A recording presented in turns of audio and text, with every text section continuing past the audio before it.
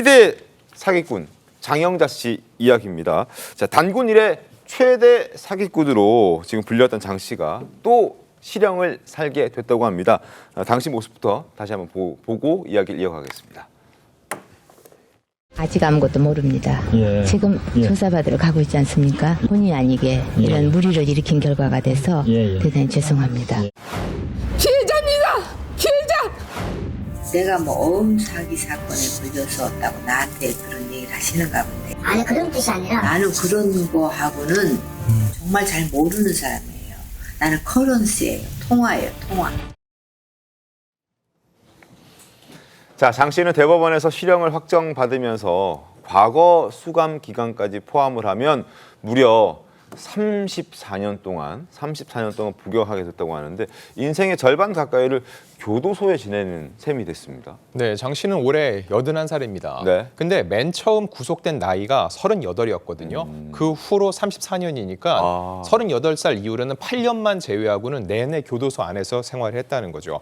이번 사건 같은 경우는요, 154억 원대 위조수표 사기 혐의로 지난 1월 구속이 됐고 항소심이 징역 1년을 선고했습니다. 그리고 지난달 대법이 이를 확정하면서 징역 1년이 추가하게 됐던 거죠. 지난 1982년이었죠. 6,400억 원대 어음 사기를 시작으로 해서 1994년 140억 원대 차용 사기, 대부분의 이런 사기 사건에 연루가 됐고 그로 인해서 총 34년간 복역하게 됐습니다. 82년도 그 시절에 6,400억대 어음 사기를 했다는 게 정말 간크다. 뭐 이런 생각도 드는데 이 희대 사기를 벌일 수 있었던 게 뒷배가 있었기 때문이라고 하더라고요. 네, 어떻게 이런 일이 가능했을지 놓고 보면은요, 이 장 씨 같은 경우는 한 여대 메이퀸 출신으로 알려져 있거든요. 이런 미모와 또 남다른 인맥이 바탕이 됐다는 분석이 지배적입니다. 네. 일단 인맥이라면 남편이 당시 중앙정보부 차장을 지낸 이철희 씨였고요. 형부는 전두환 씨의 배우자 이순자 씨의 삼촌인 이규광 씨였습니다. 그렇기 때문에 정관계 여러 사람들이 많이 알 수 있는 배경이 이제 형성이 됐다고 볼 수 있고요. 당시 한 일간지의 보도에 따르면 정관계 고위 인사들과의 관계를 등에 업었다는 보도 내용도 확인할 수가 있습니다.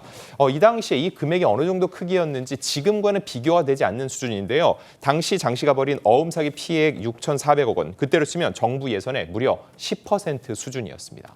그렇군요.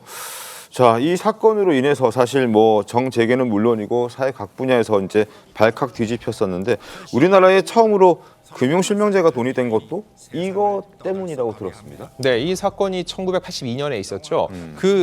그때가 전두환 정부였는데 그리고 그 당시에 실제로 김재희 경제수석비서가 관련돼서 제2의 장영자 사태를 막아야 된다면서 이를 건의했던 내용을 확인할 수 있습니다. 다만 그때 곧바로 시행되지 않았고요. 김영삼 정부가 드러나고 1993년에 이 금융실명제가 시행이 됐던 거였죠. 결국 그 당시 이 사건이 얼마나 컸는지 알 수 있는데 그 당시 장영자 씨 부부를 비롯해서 은행장 2명 그리고 재벌가 32명이 구속됐던 희대의 사건이었기 때문에 최종적으로는 금융실명제가 시행되는 데 기반, 하나의 바탕이 됐다고 볼 수 있습니다.